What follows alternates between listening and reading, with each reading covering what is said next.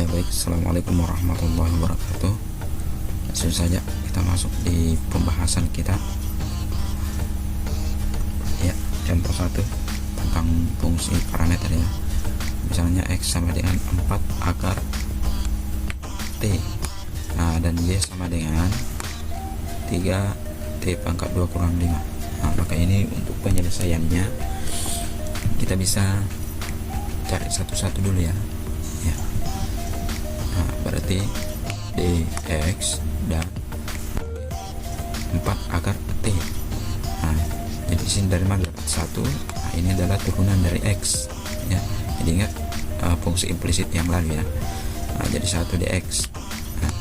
Kemudian sama dengan D ya, ini kita belum turunkan ya. Ini belum kita turunkan. Ini tetap turun dari atas ya. Dari atas ini turun saja ini. Kemudian ini kita langsung turunkan ya. Jadi 4 dikali dengan 1/2. Angka 4 nya ini dari sini ya. Jadi angka 4 ini dari sini ya. 4 kemudian 1/2 yang di sini itu dari sini ya. Dari sini turun 1/2 dikali dengan T pangkat 1/2 kurang 1 ya. Jadi ini 1/2 yang di atas ini ya, 1/2 yang di atas ini itu adalah ya bentuk perubahan dari bentuk bilangan bentuk akar jadi bilangan berpangkat pecahan ya. Contoh misalnya kalau ya akar 5 ya, maka ini kita bisa ubah menjadi 5 pangkat 1/2 ya. Oke. Misalnya kalau akar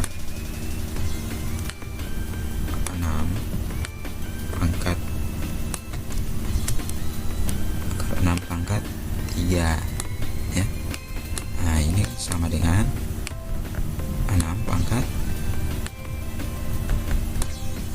3/2 ya. Pangkat 3/2 ya.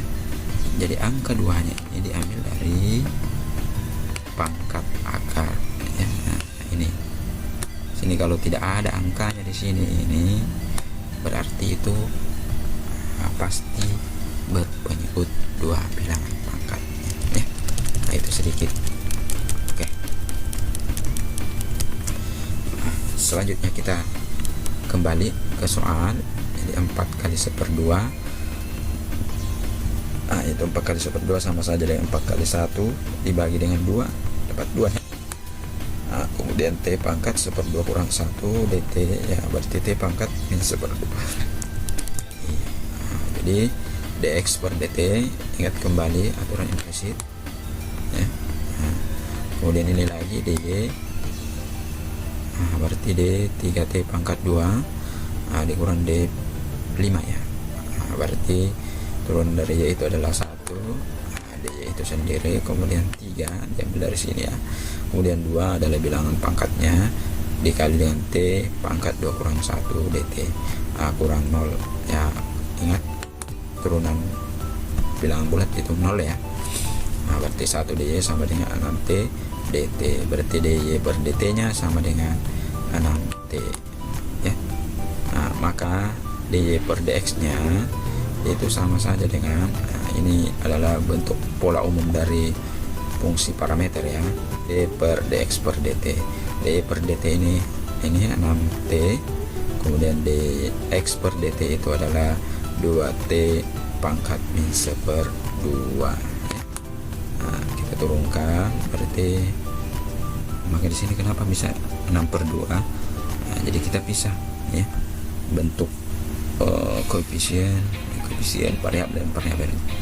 Jadi 6/2 sini ya, 6/2, kemudian T dibagi dengan T pangkat min 1/2 ya. Ini kita ubah bilangan pangkat negatif. Kalau kita ubah menjadi bilangan pangkat positif maka dia akan tergeser naik ya. Ingat bilangan pangkat negatif ya. Berarti T kali T pangkat 1/2 ya. Ini karena bilangan pokoknya sama ya, sama-sama T, maka kita jumlahkan pangkatnya. T1 ditambah dengan 1/2 dapat 3/2 ya. Ingat tadi aturannya ya. Ini bentuk pangkatnya, nah, bisa diubah menjadi bentuk akar pangkat 2 dari ya T pangkat 5, betul ya, T pangkat 5. Nah, ini 3 dari sini ya. Nah, kita tuliskan di luar, berarti akar pangkat 2 dari T pangkat 3. T pangkat 3 nya diambil dari sini ya. Oke.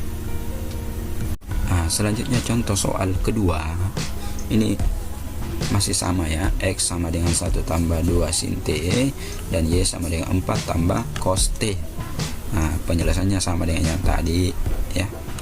Nah, saya kira ini tidak perlu lagi diulang. Dx D ya. Nah, kemudian ditambah D ya. Ini kita pisah karena dua ya. Jadi dx, turunan dari x itu adalah 1 dx. Nah, kemudian turunan dari 1 konstanta itu adalah 0. Kemudian turunan dari 2 sin t itu adalah 2 cos t dt ya. Nah, maka 1 dx sama dengan 2 cos t dt. Berarti sama ya, fungsi implisit ya. Dx per dt sama dengan 2 cos t. Nah, kemudian untuk y nya dy sama dengan D dalam kurung 4 tambah D cos T ya. 1 dy di sini ya, karena turunan dari y itu adalah 1, turunan dari 4 itu 0 tambah turunan dari cos. Nah, berarti min sin dt, maka 1 dy sama dengan min sin t dt. Nah, maka dy per dt itu sama dengan min sin t ya. Nah, fungsi parameternya yaitu dy per dx nya sama dengan dy per dt per dx per dt. dy per dx adalah min sin t, kemudian dibagi dengan dx per dt. Nah, dx per dt di sini kita peroleh adalah 2 cos t. Nah, maka kita bisa keluarkan bentuk konstantanya yang ini ya. Nah, min 1/2 itu kita bisa menjadikan ubah menjadi min 1/2. Nah, min 1/2 kali t, min 1/2 kali tan t. Nah, dari mana dapat tan? Nah, ingat ya, identitas dari trigonometri yaitu sin per cos, kita bisa ubah menjadi tan. Nah, sesuai dengan variabel di sini, kalau t berarti t, maka min 1/2. Nah, sekarang kita masuk di contoh ketiga, yaitu x sama dengan sin 2t tambah 2 sin t dan y nya sama dengan cos 2t dikurang 2 cos t. Penyelesaian, maka dx turunan x itu adalah 1 dx ya. Nah, sama dengan tadi. Kemudian sin 2t, turunan dari sin 2t itu sama saja dengan cos 2t kali 2 dt ditambah 2 cos t dt itu adalah turunan dari 2 sin t.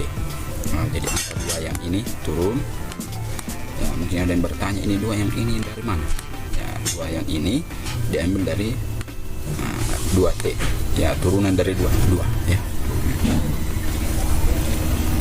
Nah, kemudian turun kembali 1 dx ya, berarti 2 cos 2t tambah cos t dt ya. Kenapa kita modelkan seperti ini ya? Nah, ini kita faktorkan namanya ya. Jadi di sini dx per dt ya, kita ubah menjadi bentuk implisit ya. Nah, jadi setelah diubah bentuk implisit sama dengan 2. Nah, jadi angka 2 yang ini kita turunkan.